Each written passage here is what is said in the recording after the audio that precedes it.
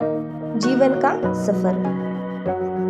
जब मैं 10वीं कक्षा में थी तब मुझसे कहा गया, तुम पढ़कर क्या करोगी, तुमसे ज्यादा भाइयों की शिक्षा महत्वपूर्ण है। और मेरी पढ़ाई छूट गई और 17 साल की उम्र में ही मेरी शादी कर दी गई। मेरा पूरा दिन किचन में ही बीत जाता, चाय बनाने से लेकर रोटियां बनाने तक। मैंने अपनी दूसरी बेटी को भी जन्म दिया। मेरे पति खुश थे, लेकिन उनका परिवार खुश नहीं था। वे एक लड़का चाहते थे। मेरे ससुराल वाले परेशान हो रहे थे। उन्होंने मुझे ताने देना शुरू कर दिया। एक बेटा भी पैदा नहीं कर सकती, पता नहीं किसे ले आए। मैं अब ताने सुनकर थक चुकी थी। अब तो मेरी 4 बेटियां हो चुकी थी और ताने असहनीय हो रहे थे। मेरे पति अपनी बेटियों की परवरिश ऐसे माहौल में नहीं करना चाहते थे जहां उन्हें नीची नजर से देखा जाए, इसलिए हम अलग रहने चले गए। हम खुशी खुशी रहते थे।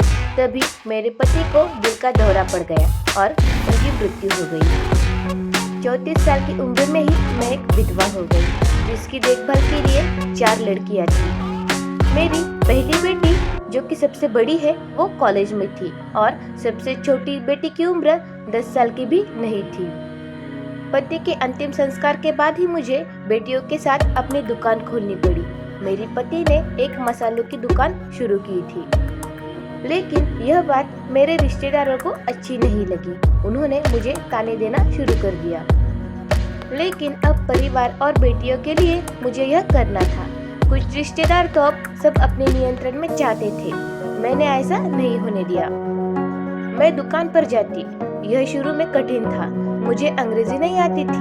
तभी मेरी बेटियों ने मुझे मदद की, लेकिन मैंने उनकी शिक्षा में कोई रुकावट न आए इस पे भी बहुत मेहनत की। आखिरकार 5 साल बाद हमने अपनी दूसरी शाखा का उद्घाटन किया।